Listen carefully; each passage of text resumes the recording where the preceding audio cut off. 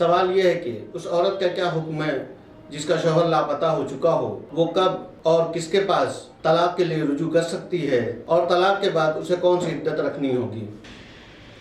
شریعت کے مطابق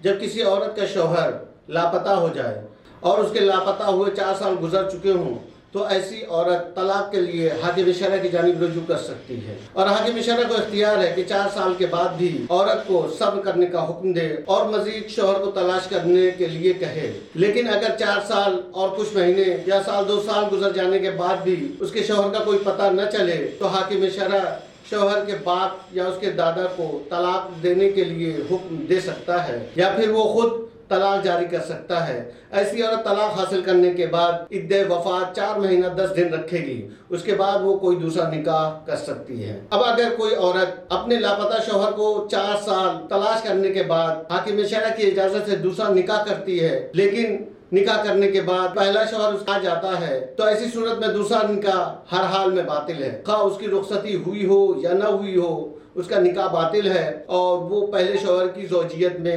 رہے گی۔ اب اگر دوسرے شوہر کو پتا ہو کہ پہلا شوہر اس کا زندہ ہے، اس کے باوجود وہ اس عورت سے شادی کرے تو وہ عورت ہمیشہ کے لیے دوسرے شوہر پہ حرام ہو جائے گی۔ لیکن اگر اسے پتا نہ ہو اور وہ شادی کر لے تو احتیاط کی بنا پر اس کے لیے ہمیشہ کے لیے حرام ہوگی۔ لیکن اگر پہلے شوہر کے زندہ ہونے کی خبر دوسرے نکاح کے بعد پتا چلے اور شوہر کو اس کا علم بھی نہ ہو تو نکاح تو باطل ہوگا، لیکن وہ عورت دوسرے شوہر کے لیے ابدی حرام نہیں ہوگی۔ اسی طرح سے اگر عورت کو شوہر کے لاپتہ ہونے کے بعد کسی طرح سے اس بات کا یقین ہو جائے